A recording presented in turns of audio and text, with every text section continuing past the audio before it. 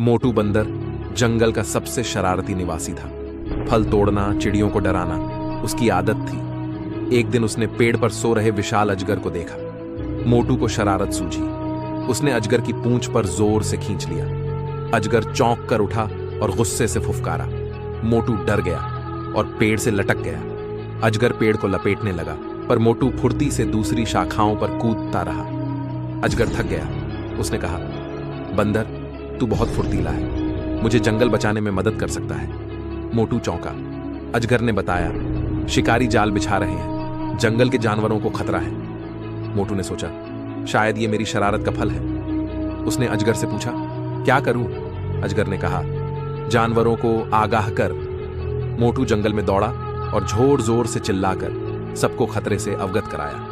जानवर समझ गए और जाल से बच निकले। शिकारी खाली हाथ लौटे। जानवरों ने